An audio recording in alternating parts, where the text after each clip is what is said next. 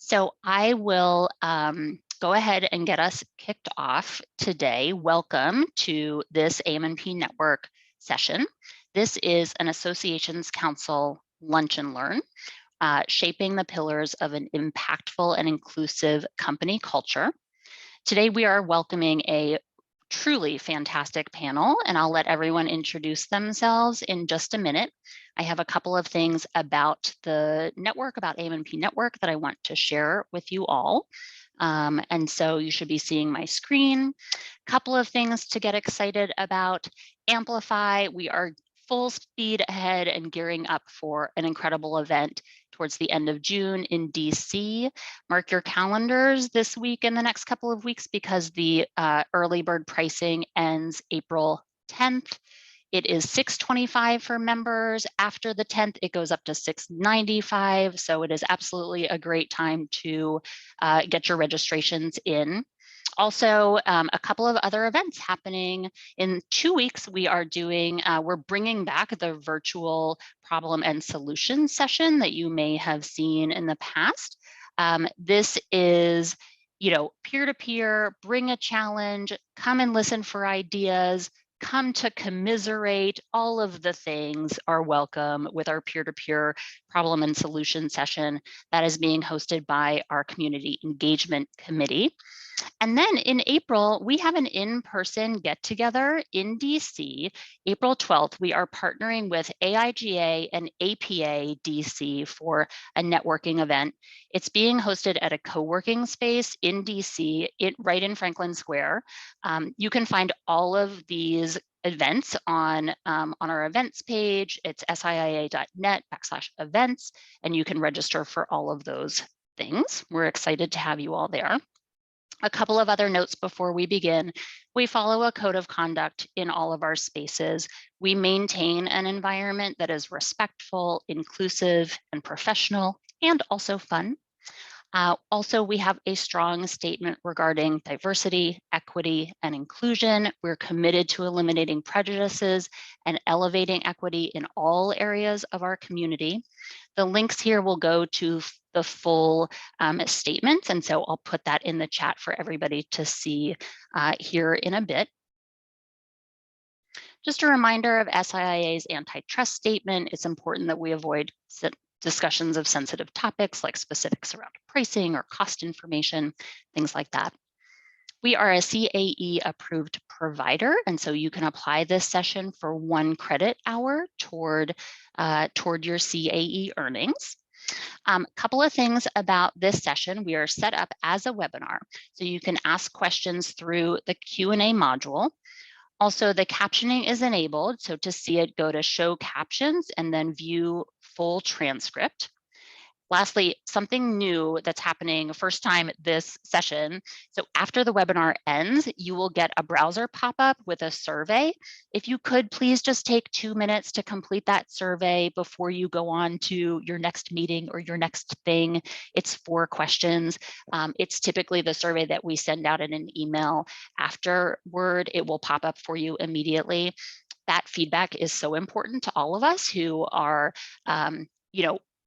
working to make sure that our community is valuable and a great place for all of us to be. So with that, Justine Gaetano is here from Graphic. She will be moderating our session today, and Justine will introduce all of our panelists. So for now, I'd like to invite Justine to kick us off. Hi, Justine, how are you? I'm good, thanks, Jen. So yeah, we have a really great panel for everyone today. I'm excited to introduce them all. We have Bianca Augustine, who is co-chair of the ASCE Staff Diversity and Inclusion Council, as well as the administrator of the Structural Engineering Institute. David Aspinall, who's the CEO of Audicon US, which is an award-winning social enterprise that specializes in placing and supporting autistic professionals in technology roles at client companies, as well as guiding companies through their own journey of creating neuro-inclusive workplaces. And our very own Chris Okenka, who is the art director of Signature Magazine and serves as immediate past president of AM&P Networks Associations Council. So throughout the whole session, of course, you're welcome to put any questions or comments in the chat. We love to see it going. I'll be monitoring and I'll try and kind of integrate that as much as possible throughout our conversation. But of course, we're happy to hold some time at the end to really dedicate and honor that time to the rest of everyone participating today. So I'll start with a round robin question. What is your understanding of inclusive company culture, and how do you see it benefiting an organization as well as employee well-being? Bianca, can we start with you? Of course. Thank you, Justine. So I would say that my view of an inclusive company culture is really celebrating the differences that your employees bring to your company.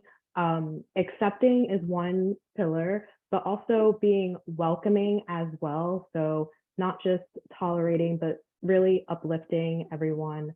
And I would say that everyone having a seat at the table is so extremely important.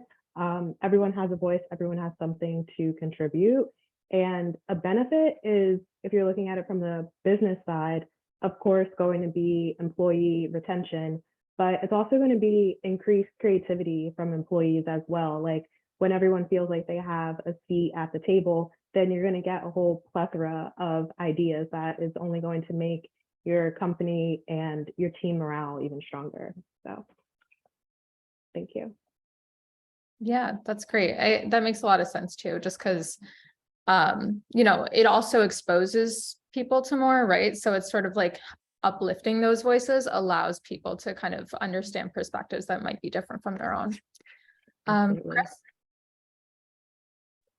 Yeah, to go along with that, you know, my idea of inclusive culture is really it values bringing your whole self to work, and that you feel comfortable bringing your whole self to work in a respectful and welcoming environment. That welcoming environment, I think, is really key. It's a place that respects differences and doesn't really ignore them, but you're celebrated for your differences, and you can talk about them openly.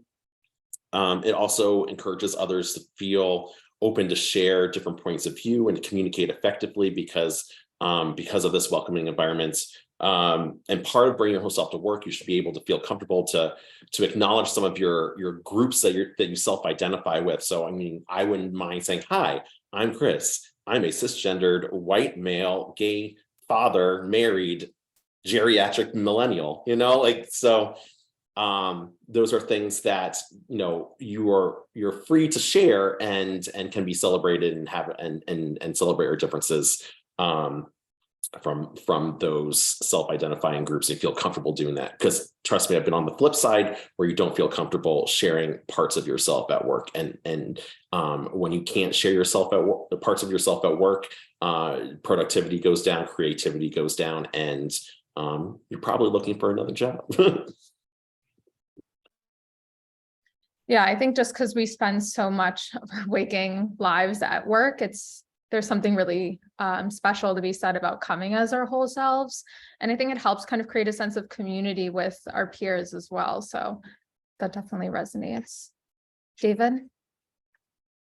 Hi, Justine. Thank you for having me. I really appreciate it on behalf of Audicon, and thank you to my fellow panelists. For me, it's as we think about this question for the neurodistinct individual, it's a safe space, and it's a safe space where that individual can feel free to disclose, or indeed feel free to not disclose, and two very important things. And the benefit for the organization and the individual, what we have learned, you know, as we have pursued our mission, you know, Jen mentioned we're a social enterprise. As we pursued our mission to tackle underemployment in the autistic community and the neurodistinct community, what we thought we were doing was creating a program for that individual. And what we realized we have done is actually create a program for the organization as a whole, because by the process of welcoming that individual into the organization and embracing neurodiversity in the workplace, what we're finding is that we're seeing a cultural evolution within our client organizations by the fact that they welcome in that individual and they create that safe space. And it's been incredibly impactful for us to be on that journey, and it precipitates in even more employment for the community that we're focused on. And then in terms of sort of opening the doors for that, what would you say are the steps a company can take at the very beginning of their recruitment and hiring processes to ensure that it feels inclusive and equitable for neurodiverse individuals? Yeah, speaking specifically about the community that we represent, I'll give you a real example. We don't use the word interview. Because of the underemployment that exists within the community, that is up to 85%, we find by talking with our constituents that even the word interview can, be can generate anxiety, can make an individual anxious because they've been filtered out of the traditional interview process so much to the point where they are typically underemployed. And things like, the traditional way of interviewing, which have changed a little bit, post-COVID, but still has some principles in there. Things like, the firm handshake, the eye contact, the ability to, or the expectation that an individual who's going to be a developer, a programmer, a data scientist, answers a question with the verbal reasoning of somebody that's going to be in business development. These things that have been cultural norms completely filter out that neurodistinct individual. And so what we have done to tackle that filtering is we now do the front end of complete gamification. Within our autism friendly recruitment process, the front end is entire gamification. We need to understand the cognitive strengths of that individual. And then we have a series of chats whereby we then understand the hard skills, if the individual does have experience, or the soft skills where, job coaching would take over to make that individual efficient and effective in the workplace. I think we can talk about this as the panel goes on, but we often see organizations come to us and say, help us recruit. That really isn't the start point. The start point is where we're recruiting the individual into. What is your company and how does your company present to that individual in that process? Yeah, that's amazing. For our next question, again, round robin style. So let's see. How would you each foster an environment where individuals from diverse backgrounds feel comfortable sharing their ideas and perspectives? Bianca? All right. So I would say that transparency is so important. And in terms of where did your company used to be, where are you now, and where are you trying to go? Like the employee that you're specifically talking to, like how are you going to bring them into the fold and say, like, this is your role and how you're going to help us meet our goals. And this is a specific training as well that we're going to give you. Like, we want to invest in your growth because you mean a lot to us. You bring something special to the table. I would say also being very, keeping with the theme of transparency, what are your accountability processes? Like if they do have something that they need to talk about, does this employee know the steps that are going to be taken to rectify something if it was an issue, or things like that. So yeah. Great. Chris? So the foster environments where people feel they can share more and share their perspectives. And I think it comes down to also when we first started talking about what is an inclusive culture is kind of embracing a growth mentality that embraces change. Because if your reasoning for doing things is we've always done this way, so we're going to continue doing it. That's not a reason anymore. You know, it's funny because I see a lot of reasoning that I hear in design critiques, and design also can apply to culture and people, because at the end of the day, it's all about communication. But you need a company that's able to change with the times, able to embrace different perspectives that's on their team, and being able to adapt. I'll give one example, and one story is after George Floyd. And that summer, you saw all these companies putting out these statements around DEI. And then 6 months, 3 months, a year later, you know, you kind of wondering if you did some follow-up, what is the follow-up? What was the action? So I think a big part of making people feel comfortable as part of your culture is kind of putting your money where your mouth is and showing action beyond these performative statements. You know, I used to hire at my last job, I worked at the Turnaround Management Association for almost a decade, where I was in charge of publications and the brand, and also events towards the end. But a big part of that was, you know, when you have a diverse team who communicate differently, I had several of them come up to me and say, now what? We put out the statements. Now what? What are you going to do? How are you investing in me as an employee of this company that is a person of color or part of a different marginalized group?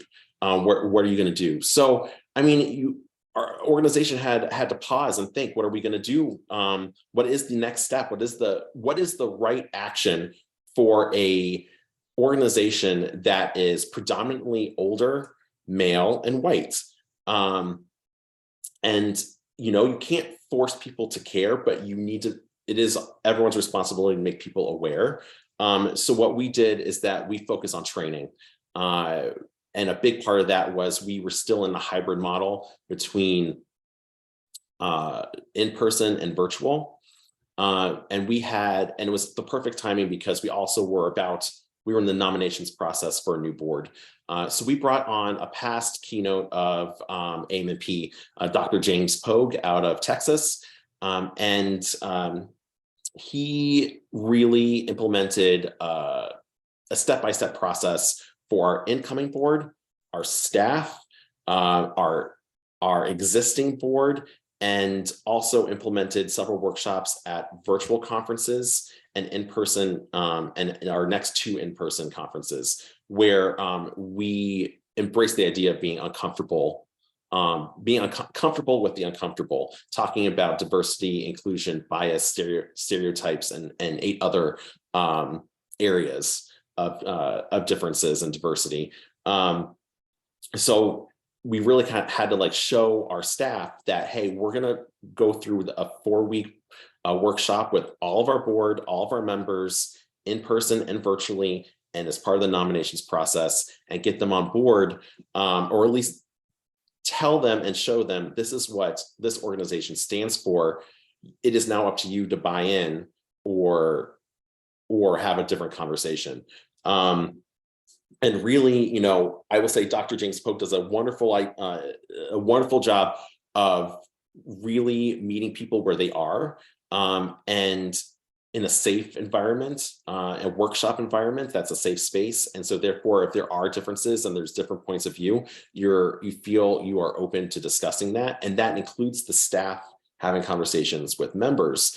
And that step is what I think changed the perspective of our employees and our colleagues moving forward, because we did something, we took an action. It wasn't just a statement and then sat back and waited for something to happen. And then 2 other small things that we implemented to help make people feel included and comfortable sharing their ideas was that we also, when it was everyone's birthday, we made sure it was a Black-owned business for that year, and there was a charitable component. That we made sure that was broadcasted to our staff, and then also there was a charitable component to our next conference. which was also a important portion of proceeds from registrations went to a charity.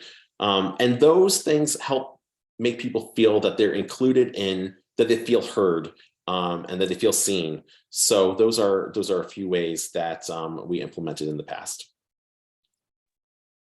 Yeah, I think that makes a lot of sense, especially because for a lot of smaller organizations as well, they might not necessarily have the funds to be donating thousands and thousands of dollars to the organizations that they'd like to. Whereas if you're kind of putting the work within your organization itself and then bringing in specialists and really honoring what people need to feel heard and respected, I think that just has so much more lasting power, and ultimately employees will feel happier and there's kind of that retention value. But yeah, especially for my generation, you know, it's important feeling like you can speak openly at any level and that you can be heard. David? Yeah, I'm really kind of building a little there on what Chris said about this notion of action orientation. We have something that we say with our clients all the time. It's a great parallel to what Chris said. And it's almost like, you know, the poster in the break room wall. You know, the poster in the break room wall that expresses a really grand intention of DEI, or specifically of diversity, or specifically of inclusion. And, you know, the way in which the discussion goes is almost like, well, how's that working out for you? Right? Because you, at some point you had the best of intentions, and then over time, those intentions have given way to competing priorities. And so in our program, what we try to do is make this about that action orientation. And so by virtue of really driving a program where the individual is placed within our client organization and then supported within our client organization, we can create these pockets of culture build that are experiential in nature.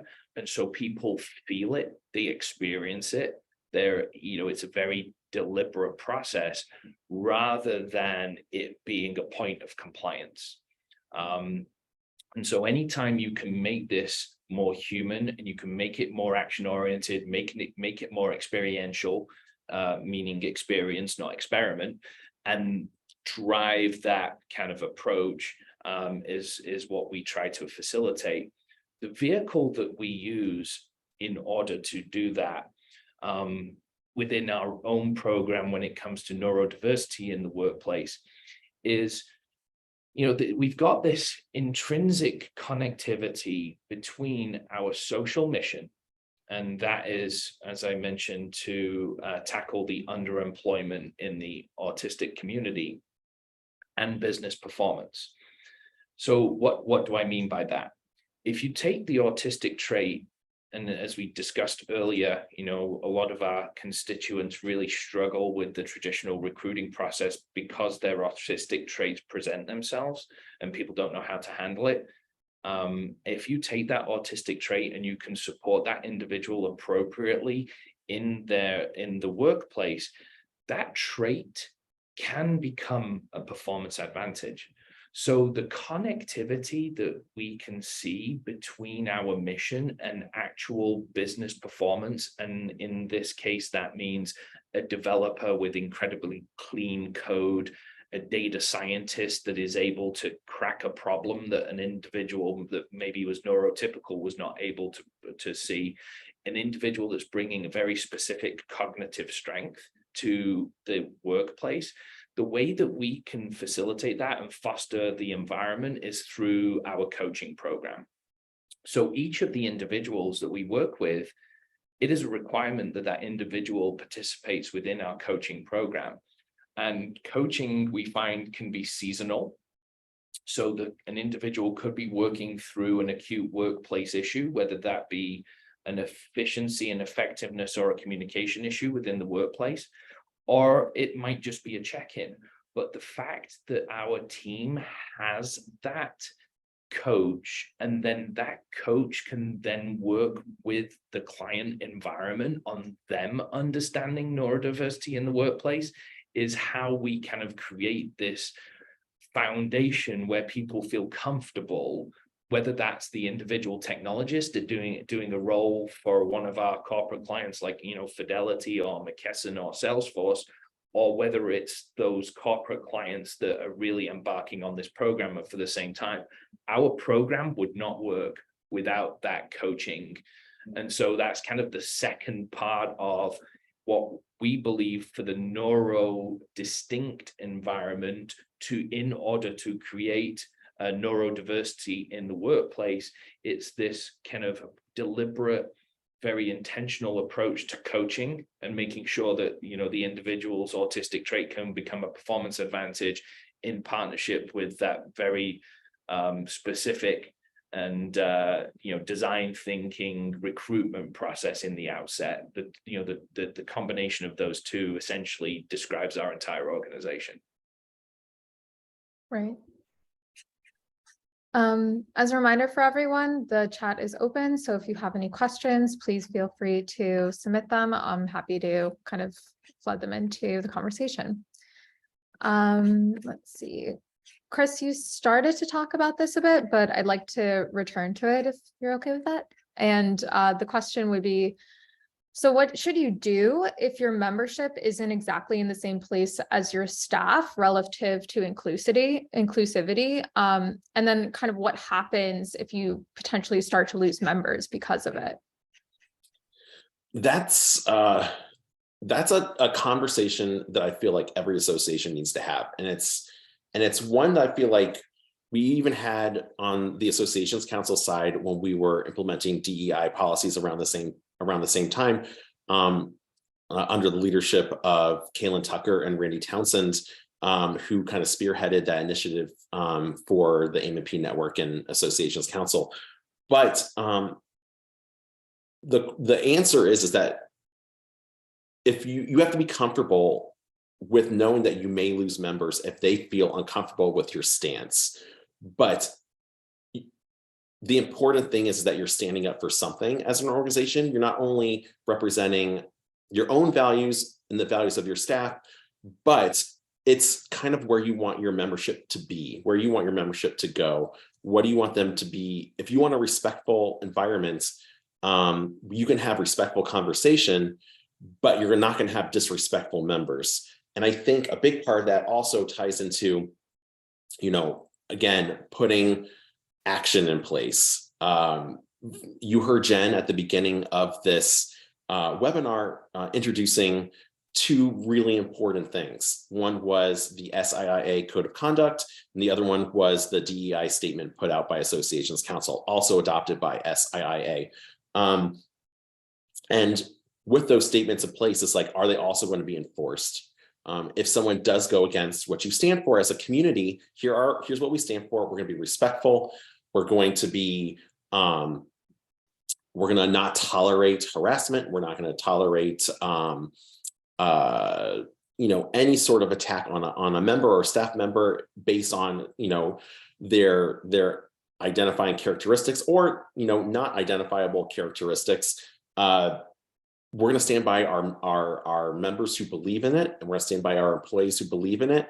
And if this is not for you, there's a whole bunch of other, you know, in this day and age, you can leave the organization and we'll be okay with it. You can Google whatever you want, you know. But I feel like you stand up for what you want your community to be. Right. You know, people first approach. Okay, next question. So each of you had actually kind of started to speak to this a good amount, but just to dive into it a bit more, could you each share some more specific examples of successful initiatives and tactics that can be adapted to different organizations? Bianca? Yeah, sorry. So I would say one tactic that we've had a lot of success with. So I work a lot with the committees that build the codes and standards, and throughout all of their cycles, my supervisor actually had noticed that there were a lot of energetic young people on the committees, but they weren't in leadership positions. And so one thing that was done was to actually build and maintain a pipeline through writing it down into policy that there had to be a space created for young people to be in leadership roles, to learn like how these committees were being run.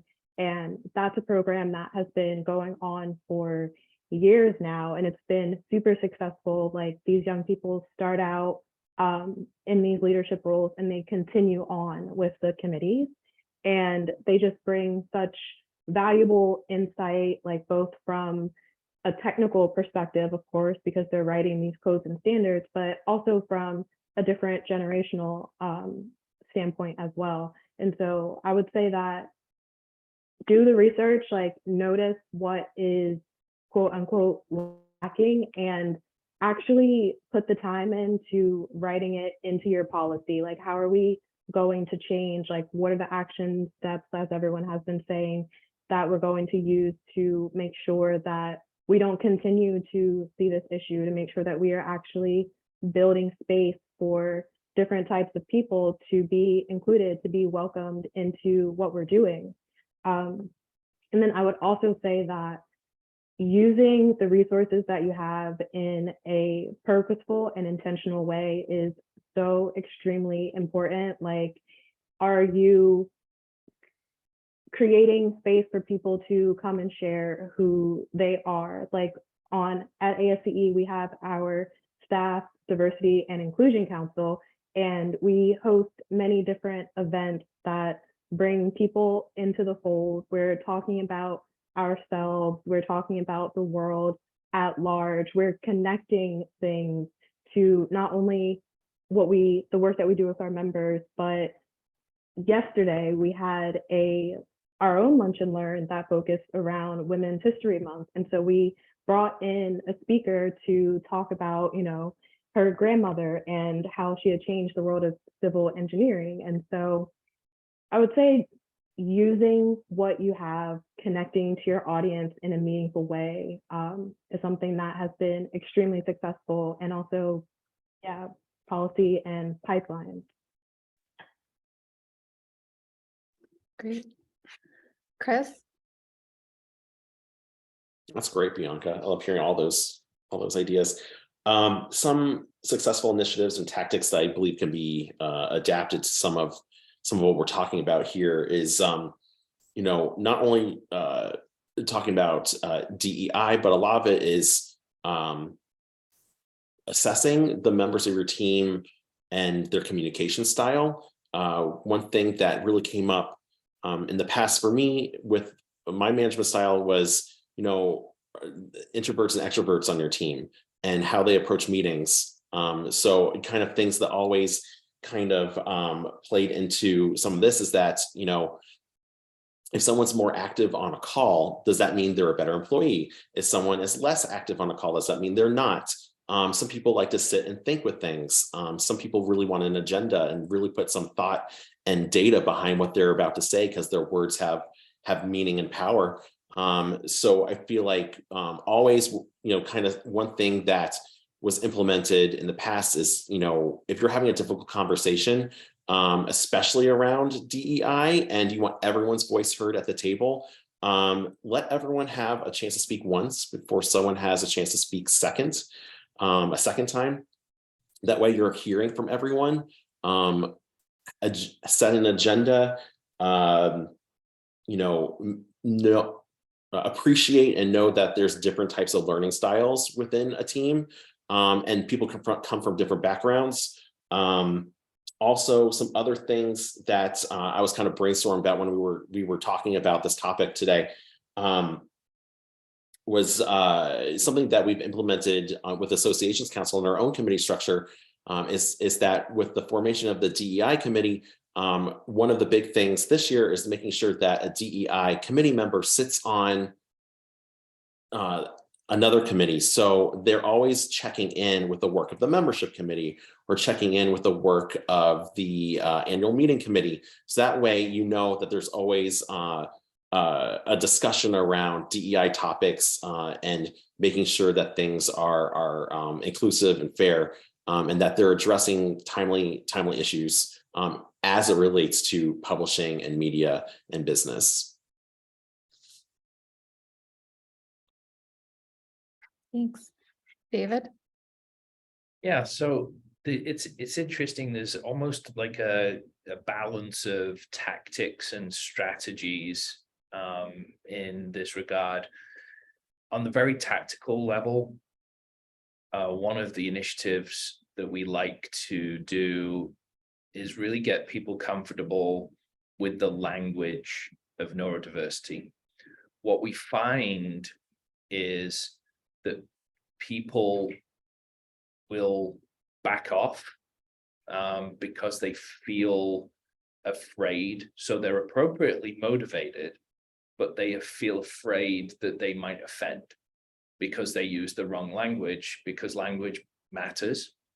And it can be very powerful. So one of the things that we really try to do at a very kind of tactical level is educate in the language of neurodiversity. And so I'll give you an example, which people on in the meeting may already know, and so forgive me if you do. But neurodiversity describes a group of people. A neurodivergent individual, or neurodistinct, as I like to say, is an individual within that group. So straight away, we're kind of talking, about getting comfortable with the language. Neurodiversity and neurodistinct individuals, rather, typically are individuals that are autistic, have ADHD, dysgraphia, dyslexia, other co-occurring conditions. So we're talking about a really large group of the population here, and about how this large group of the population can feel included within the workplace. Beyond that, that's kind of the reason that we do that, the reason that we talk about the language, because you can even go beyond that and talk about first or third person language within autism, where an individual might have a preference to say, I am someone with autism, or I am someone who is autistic. It's about understanding the preferences in the language. The one thing, however, that is worse than offending someone, and I'll just put this out there and say this and be completely transparent, is inaction. So if somebody is appropriately motivated, but they feel like afraid because of the language, it's a very easy tactical thing to do to kind of learn the language, and then the thing that was precluding you, the thing that was driving that inaction, can go away. So that's on a tactical level. On a more strategic level, we ask organizations to be really transparent about where they are in their own maturity as a destination employer for a neurodistinct individual. And we can help, but the company can do it themselves. They can look at categories like retention, recruitment, attraction, disclosure, onboarding. And as long as they can, because of their culture, and be incredibly honest and look inward and say, where is our maturity in this regard? That, to me, is one of the first steps on a strategic level. It's almost like the diagnosis comes before the prescription. So what is that diagnosis? Where within your organization, in a data-led way, do we take some assessment areas and say, okay, here is where we need to work. Here's the start point on the journey that organization might be on. And that is, when an organization does that and does it well and does it intentionally, it can really affect the culture of that organization, because what you're doing is activating the positive culture that you've already built into that action orientation that we talked about before. There are more. But that's a really good, I mean, I think that's a good example of like a balance of the tactical, like the language, and the strategic, like where are you as an organization in your approach to neurodiversity. And just to comment on neurodiversity, as it pertains to DEI and the wider DEI, for us, it's one and the same.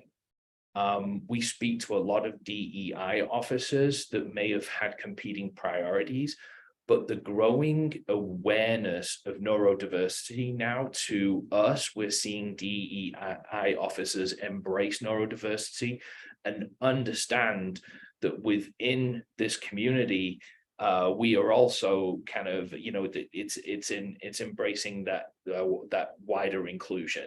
And so the organizations that look at neurodiversity well are also organizations that are looking at inclusion overall very, very well, I would say. Yeah, that's great. I think a lot of it speaks to kind of the intention of each person, member, and the organization. And kind of on a similar note, not the same, but even pronouns, you know, we all have kind of our pronouns listed. And I think there's kind of these small ways we can communicate our personal preferences. So it's just kind of having that intention that people have preferences of how they want to be spoken to, how they want to learn. So it's just important to like keep that communication open and consider everyone's personal preferences. And ultimately that's going to warrant, you know, stronger solutions when it comes to their work. Bianca, I have a question specific for you. So you were part of the team that was recognized with an Impact Award for Outstanding Employee Resource Group. Could you speak more to how your ERGs came about and how employees get involved? And then if an organization doesn't have ERGs in place, what's one of the best ways that they can start? Yeah, so our group actually came about. One of the founders of our group actually was a participant on the call. She saw a need that there needed to be a group that was focused on diversity, equity, and inclusion. And thankfully, our leadership at ASCE said, absolutely, we're going to support you. And he said, how can other organizations create these groups? Yeah, so I would say finding the passion within your employees, like since we're all different humans, there's going to be people in a group who want to connect with each other across like more than just you sit next to me in a cubicle every day, like who are you? And so really going back to resources, like how are you going to support the people who are willing to do the work in order to connect across lines, whether that's financially, whether that's just giving them a meeting space, or even just like vocally at the all hands meetings, all staff meetings, just saying like, these are the champions that we have, please join them, please help them with doing this work, support them. And then how do employees at ASCE get involved with our group? It's 100% volunteer based. So we have at least one event a month. And usually we have our council members who are hosting, but everyone is absolutely welcome to email and say, hey, I have a topic that I really want to talk about. Last month, we had someone who wasn't on the council give an amazing presentation on Star Trek and the first interracial kiss. And so that was very highly attended. And it's just finding those little pockets of people saying, I'm passionate about this. I want to share with my coworkers about this topic, and let's just come and chat. Like if you're in the office, then grab your lunch and let's, sit here and let's talk about it. It's really like starting that conversation and really creating that safe space. And so I would say that absolutely everyone can do it. Whether your company is small, like can you go outside of your office and pick up trash and talk to each other? If you are completely virtual, can you have even just a 15-minute window to say, come get your tea, come get your coffee. We are literally just going to talk about maybe something that we saw in the news. Like, I know that George Floyd was such a driving factor for a lot of companies. And I think that it's also important to say, let's take this conversation prior to George Floyd. Like, what are we facing? What are we feeling? Let's have just a moment to talk to each other. So I hope that answers your question. I'd like to, Bianca, that was a phenomenal point what you made, like this approach to ERG, where it's kind of the crawl, walk, run, rather than saying like doing all of the organization and kind of building it, and they will come and creating this kind of, you know, framework and then saying, okay, the ERG meeting's about to start.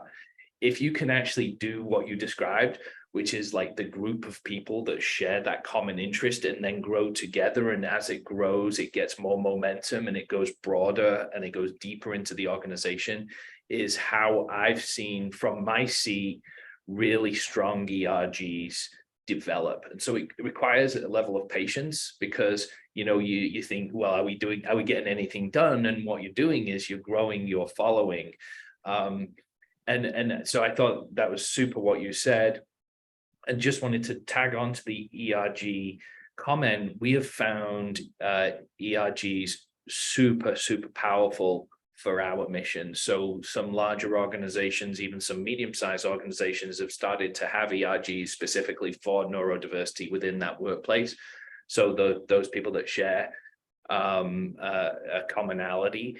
And when we're working with that client, you know, the ERG, because we look at it as business operators, the ERG typically doesn't have budget. So they're not the one that's going to pay our invoice for the work that we've done as consultants or the work that we're doing as technologists with the autistic technologists. However, what we found is that ERG is a super loud advocate voice within that client organization. So I just wanted to say that to support what you're saying there. I think the day of the ERG is here to stay, and that they'll only grow in both size and number and topic. And I liked how you sort of phrased that as sort of the crawl, walk, run, because Bianca, you had mentioned Star Trek, and I think pop culture is a very easy entrance point for people, because it sort of takes it out of maybe the specifics of themselves or their peers and can put it into something that's much more accessible. So it offers that sort of crawl mentality, I guess, but basically an accessible point where people can have open conversations about serious or fun topics that are more personal. And then, you know, it can kind of go on to something that's not a peer exactly. Absolutely. Okay. And then we did have a question in the chat on some examples of ERG topics, if you'd each like to speak to that a bit more. The ERG groups that I've seen within the companies that we work with, neurodiversity, then the different groups, representative groups that we're familiar with, also kind of millennial. So, you know, I've seen ones with large organizations that are kind of an employee resource group, which are the younger employees that are getting together. And so, you know, as far as that's just from my experience, I think an ERG, an organization that is welcoming and inclusive, could create the individuals that work within those organizations could create an ERG for any commonality between a group of people. Sorry to say something that, you know, kind of takes away the answer there for the other panelists, but that's kind of my thought on that. I think that's fine. If the other panelists have anything they'd like to add, by all means. Okay. We're coming to a close here. A couple more questions. So how do you encourage ongoing education and awareness around issues of diversity, equity, and inclusion? So kind of what are other resources that people can seek out on their own? Chris, could we start with you? Just want to throw it back to Bianca real fast. So I think she was going to chime in just a little bit about ERG groups. She had anything else to add right there? Oh, no, sorry. I was looking at the question about holidays, but so how do we encourage ongoing education and awareness? So I think as directors, managers at associations, or people who have teams, I think the most important part is offering a chance for free ongoing continued education that is not outside of work, but part of the workday. Because you don't want to make any assumptions about what people are doing outside of work. They might have another job, they might have responsibilities at home. And I think it's the management's job to make sure that they are they're giving their team easily accessible pieces of information and knowledge through workshops, webinars, membership in organizations like this and like organizations. And really, I think a couple of things that that other panelists had said earlier today that also I want to bring up again is the importance of language and knowing the correct language with David. I think that was really important. And I know a lot of the work that we do here around writing and editing and publishing, updated style guides, sharing that with your team, all the changes that happen with language as it relates to DEI, sharing that on a staff-wide basis is also really important. It also helps people part of marginalized groups kind of feel like they've been heard or seen, because it's like we see you, we want to make sure you feel included. So here are some updates as it relates to different groups. And also, it's just even earlier this year, we've had a lot of conversations around capitalization of certain groups. So those types of things, are ongoing conversations, things that I feel like every year your team needs to take a look at and see, do these policies make sense? Are there policies that need to be updated in your employee manual or your handbook? Do we need to update our code of conduct and share that code of conduct? But I think also something that Bianca said that was really powerful was just hanging out with different people at work and getting to know them on a personal level. If you've ever met me in person, it's kind of like my big thing is kindness matters. At the end of the day, as humans, just be kind and show that in a variety of different ways. And I really think that at the end of the day, when you give them the chance, people want to do better. People want to do the right thing. So give them the avenue and resources to do so. And also, I'm a firm believer in an open door, keeping a one-on-one kind of policy with your team where it's a safe space and where those, if they have questions around DEI and maybe not know the correct language or have a question about some issue that's going on, there's a safe space to talk about it and also direct some resources their way.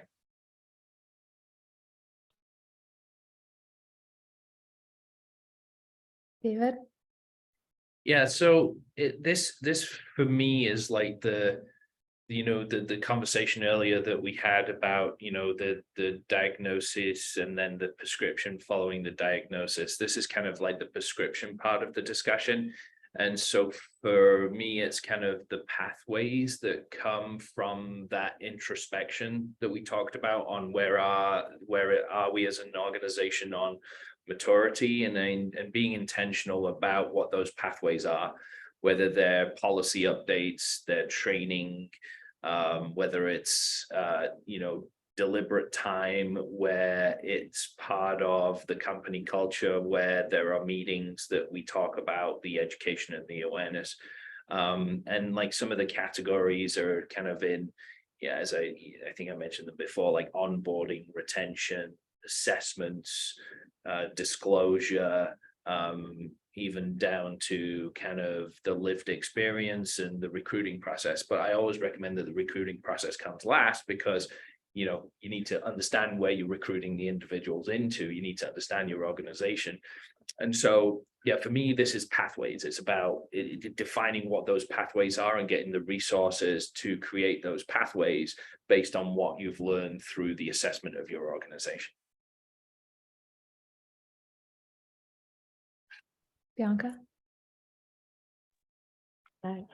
So I think that everything that Chris and David said is so amazing. And I also want to connect it back to really knowing your audience, like, and also knowing what's going on in the world. Like, I think a lot can be said for like meeting people where they are. And so if you know that there is maybe a big change like coming in your company, like you can kind of merge like talking about that change and also talking about how is this going to apply to diversity. You can merge, specifically we deal with civil engineering. And so when there's a lot of earthquakes and natural disasters happening, you know, who is this affecting? Who are we maybe not thinking of? Who possibly wasn't in the room when maybe these news stories were being written? And so really crafting that and diving a bit deeper, I think is a really good way to connect with and encourage more education.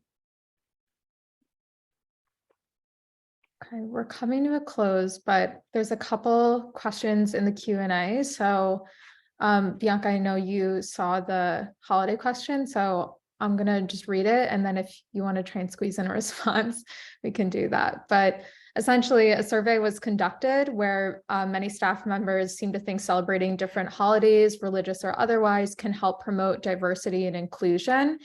And there's a point to sort of avoid reducing DEI down to just a holiday celebration, but gear it more towards business needs or like the people within your business. So what are your thoughts on holiday observation and fostering or damaging an inclusive culture?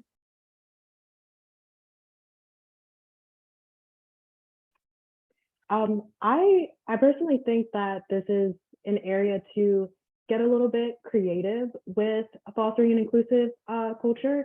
And you mentioned trainings. And so let's take one that I believe is coming up, Trans Day of Visibility. That's a holiday that can be observed. And you can also have a training in there, like going back to language, like, do you know language around pronouns? Are you still saying preferred pronouns? Like, are you being inclusive of your trans coworkers and employees?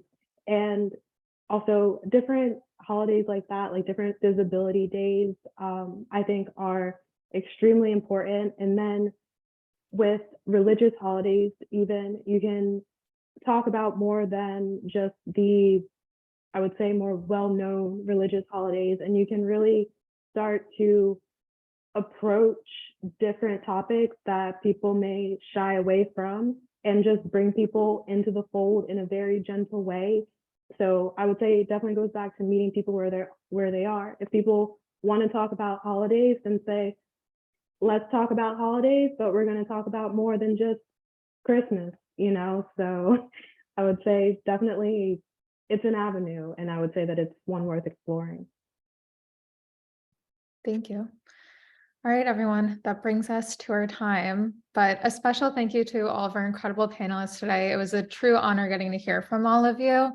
I hope everyone joining gets the chance to connect with them on LinkedIn, which, if you haven't noticed, Jen shared all of our URLs in the chat, so feel free to reach out. But yeah, thank you again, everyone. This was incredible. Thank you so much, Justine. Thank you. Thank you Appreciate for it. having me. Bye, guys.